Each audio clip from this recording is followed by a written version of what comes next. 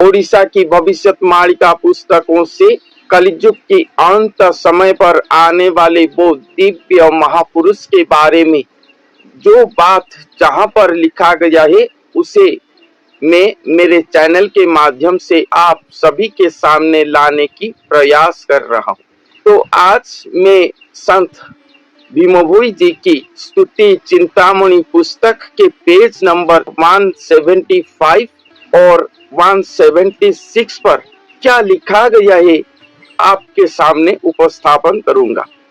वो महापुरुष के लिए अलेख भगवान स्वयं कह रहे हैं, तू ही मोते जाणु मुही तोते जाने एथिरे संशय नहीं, तू ही तही जीवु मुरुछि न पारी मुही संगे जीवी तही। तू ही मोते जाणु एकमात्र वो महापुरुष ही अलेख भगवान को जानते होंगे और अलेख भगवान वो महापुरुष को खुद पहचानते होंगे कि वो कौन है। तू ही तही जीवु मुरुछि न पारी, और अलेख भगवान कहते हैं कि तुम जहां पर भी जाओगे मैं तुम्हारे साथ ही हमेशा जाऊंगा, क्योंकि वो महापुरुष के शरीर पर ही स्वयं जन्म लिए होंगे, वो शरीर को वो धारण करे होंगे।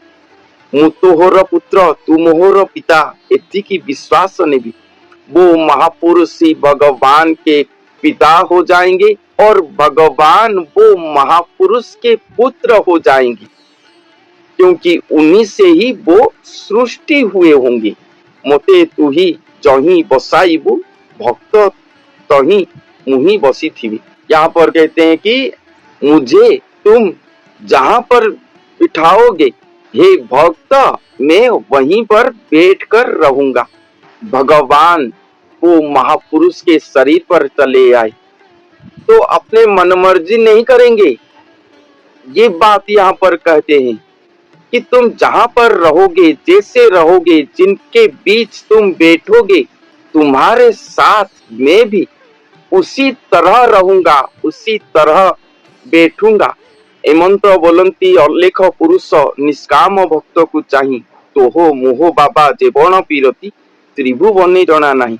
इस तरह बोल रहे हैं अलेख पुरुष वो निष्काम भक्त को देखकर, और कहते हैं कि तुम्हारे और मेरे बीच जो प्रतिभाव है वो त्रिभुवन पर किसी को भी पता नहीं है। यहाँ पर वो भक्त को बाबा संबोधन कर रहे हैं अलेख पुरुष। एक गुरु होंगे, उन्हीं को ही बाबा संबोधन करे हैं, और तुम्हारे और हमारे बीच जो संपर्क, जो प्रतिभाव है, ये त्रिभुवन को पता नहीं है। निष्ठा भक्ति बड़े बंदी होई एका काहीं नुहई बंधन, भक्त पाखरु न छाड़ी जगी थाई देश निक पिंड प्राण। निष्ठा भक्ति बल पर वो भक्त के शरीर पर स्वयं भगवान बंदी होकर रहे होंगे, मगर अन्य कहीं पर भी वो बंधन युक्त नहीं होंगे।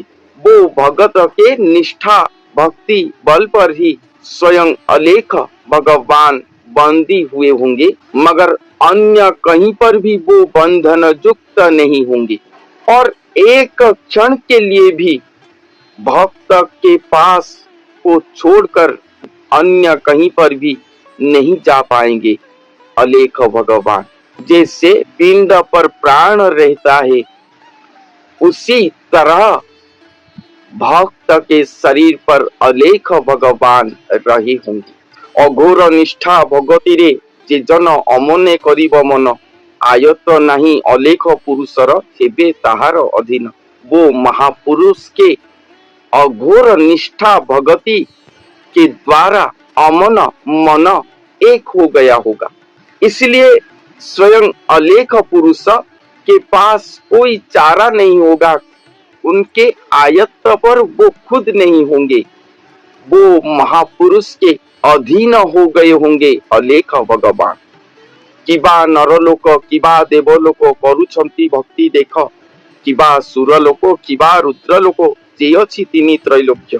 अलेख ब्रह्मरे भगति होइले न हुअंती केहि साहा, त्रिभुवन लोके न सहंती एका जानी बुझी करी ताहा नरलोक, देवलोक, सुरलोक, रुद्रलोक ये सब भक्ति पथ पर रहे हैं, मगर जो अलेख ब्रह्म भक्ति की ओर चले जाते हैं, जो महापुरुष, उनके प्रति ये कोई भी सहापक्ष नहीं होते, क्योंकि ये भक्ति के बारे में उन्हें पता नहीं है। पहले नवधा भक्ति पर वो महापुरुष रहे होंगे, नवधा भक्ति पर रहे होंगे वो महापुरुष। ब्रह्म को प्राप्त करने के बाद दशम भक्ति राधा प्रेम को जाएंगे और उसके बाद महानित्य महाप्रेम की ओर जाएंगे, जहां पर भजन, अर्चन, कीर्तन, वंदन ये सब लुप्त हो जाएगा धीरे धीरे। बहुत ही आन वातायन, उनके पास आन वातायन दिखाई देगा। वो कोई भी मंदिर का प्रसाद नहीं खाएंगे, कोई मूर्ति पूजा आदि नहीं करेंगे, कोई भगवान को किसी को हस्त जोड़कर प्रणाम नहीं करेंगे। इसी तरह वो रहेंगे, किसी का उच्छिष्ट नहीं खाएंगे। बाह्य में देखने के लिए वो एक साधारण हो जाएंगे। पहले असाधारण भक्ति करे होंगे, असाधारण के बाद फिर से साधारण हो जाएंगे, मगर साधना उनका चल रहा होगा। आप कहोगे कि साधारण है तो वो जाप करेंगे, नहीं, प्रभु के पास वो सेवा करे होंगे, अन्य कहीं पर वो सेवा दान नहीं करेंगे। ये जो भी कहते हैं ये संपूर्ण गलत है। और उनके भक्ति को देखकर ये नरलोक, देवलोक, सुरलोक, रुद्रलोक कोई भी उन्हें सह्य नहीं कर पाएंगे। अलेख भगति केही न पारंती कोटि के गोटिए सार, जेहु इच्छा सेहु समर्थ नुहंती शुद्ध मनरे विचार। अलेख भगति करने के लिए कोटि भगत के बीच एक सामर्थ्य होता है। भक्त और भगत दोनों अलग हैं। भक्त भक्ति भावापन्न मनुष्य ये भी अलग है।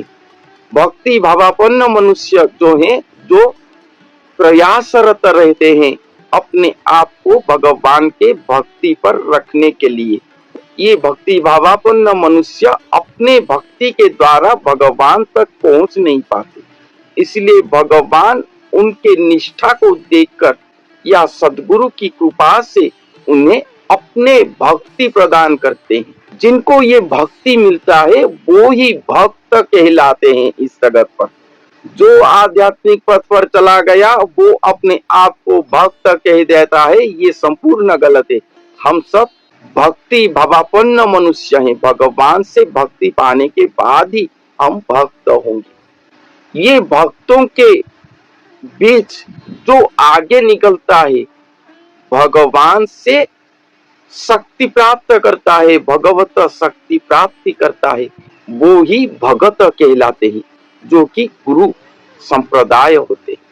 वो कोटि भगतों के बीच एक ही निकल कर आते हैं, जो कि अलेख भगवान के भक्ति करने के लिए समर्थ होता है। सब नहीं कर पाएंगे। अपने इच्छा पर तुम कर लोगे ये सोचना भी गलत है। ये बात भी लिखे हैं महापुरुष ने, जेहु इच्छा सेहु समर्थ नुहंती शुद्ध मनरे विचार। जिनके पास शुद्ध मन होगा वो शुद्ध मन पर ये बात को विचार करो कि जो इच्छा कर लेगा अलेख भगवान की भक्ति करने के लिए, वो नहीं कर पाएगा। इतना स्तर है।